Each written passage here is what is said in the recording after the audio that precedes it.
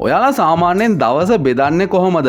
මෝර්නින් time එක කියලා බෙදනවා ඇති, ඊවිනින් ටයිම් එක කියලා බෙදනවා ඇති, ඒ වගේම නයිට් ටයිම් එක කියලා බෙදනවා ඇති. හැබැයි මේ අතර දවසේ කාල වර්ග තියෙනවා අධික ප්‍රමාණයක්. ඉතින් ඒ විවිධ කාල වර්ග වලට ඉංග්‍රීසි වලින් කියන නම් ඔයාට මේ වීඩියෝ එක අවසන් වෙනකම් බැලුවොත් හරියටම දැනගන්න පුළුවන්. එහෙනම් අපි යමු වීඩියෝ එකට.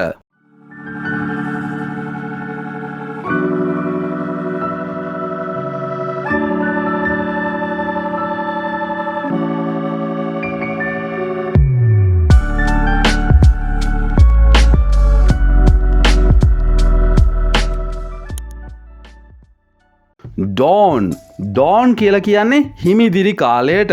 අපි කියන්නේ ඉර පායන වෙලාවට කියලා. හිතන්නකෝ පාන්දර 5-6 වගේ ඉර පායන උදේ හිමිදිරියට තමයි ඩෝන් කියලා ඉංග්‍රීසි වලින් කියන්නේ. My mom usually wakes up at dawn.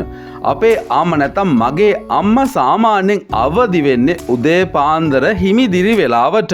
තවත් උදාහරණයක් ගත්තොත් the weather generally gets cold toward dawn. සාමාන්‍යයෙන් හිමිදිරිය වෙනකොට කාලගුණ තත්ත්වය ගොඩාක් සීතල අතර තමයි තියෙන. සීතල අතරට හැරෙනවා. They should come before the dawn.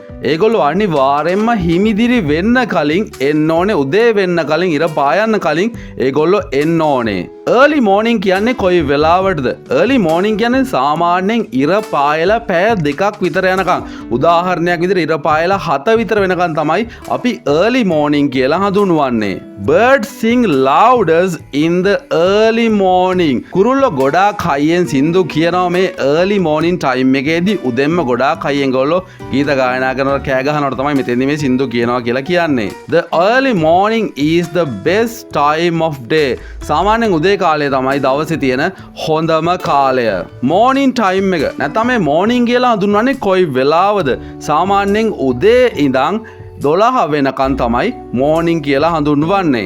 That was a very beautiful morning. ඒක නම් ගොඩාක් ලස්සන උදෑසනක් වුණා.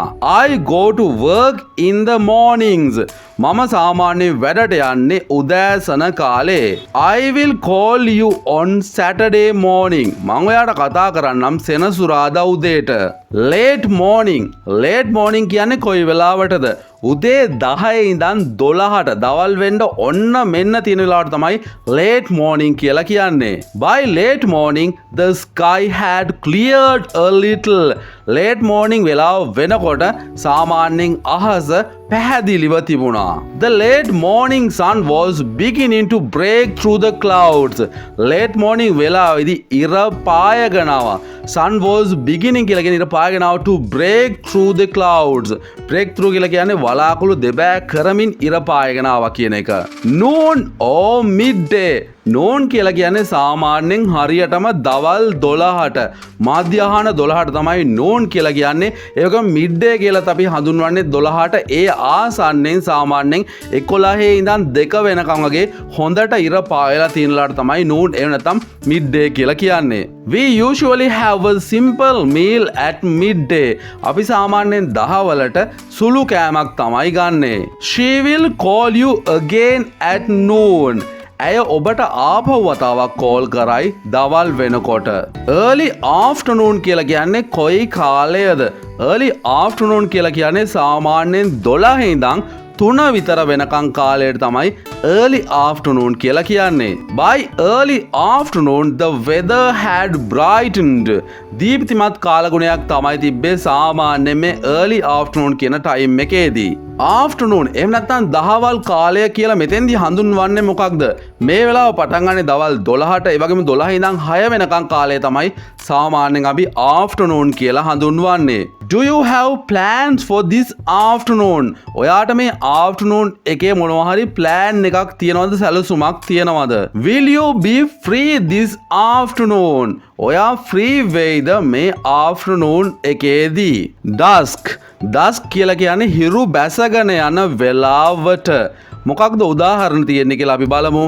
He works from dawn till dusk. ඔහු වැඩ කරනවා හිමිදිරි කාලේ ඉඳන් දවල් නැත්තම් ඉර බැහැල යන වෙලාව වෙනකන්. The street light come on at dusk and go off at dawn. සාමාන්‍යයෙන් පාරේ ලයිට් පත්තු කරන්න පටන් ගන්න ඉර බැහැගෙන යන වෙලාවට. ඊට පස්සේ ඒක උදේ හිමිදිරිය වෙනකන් දැල්විලා තියෙනවා. early evening. evening time එකට આવොත් early evening time එක කියලා අපි හඳුන්වන්නේ සන්ධ්‍යා කාලයේ විදිහට හඳුන්වන early time එකේදී 5 ඉඳන් හවස 5 ඉඳන් 7 දක්වා කාලයට. By early evening he was ready to start work. ඔහු හවස් කාලයේදී ඔහු වැඩ කරන්න පටන් අරගන්න තමයි හිටියේ. evening time එක කියලා කොයි වෙලාවද හඳුන්වන්නේ? evening start from 5 to 10 pm. සාමාන්‍යයෙන් evening කියලා අපි හඳුන්වන්නේ 5 ඉඳන් හවස 5 ඉඳන් 10 විතර වෙනකන් කාලය තමයි evening time එක කියලා අපි හඳුන්වන්නේ. Thanks for a great evening. I really enjoyed it. ඔයා පාටි එකට යනවා. ඒ පාටි එක නම් නියමයි. ඔයාට හොඳට සැලකුවා. ඔයාට කියන්න පුළුවන් thanks for a great evening.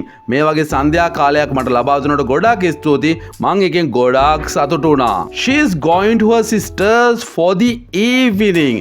ඇය යන්නයි හදන්නේ ඇගේ සහෝදරියව බලන්න evening නැත්නම් හවස් කාලයේදී. Late evening කියලා හඳුන්වන්නේ කොයි කාලයේද?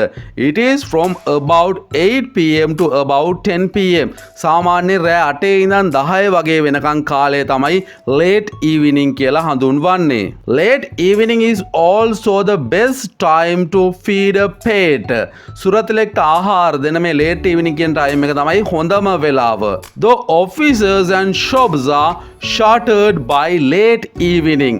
හවස් කාලයේදී නැත්නම් මේ late evening කාලයේදී office නැත්නම් කාර්යාල සහ කඩසාප්පු සාමාන්‍යයෙන් වසා දමනවා.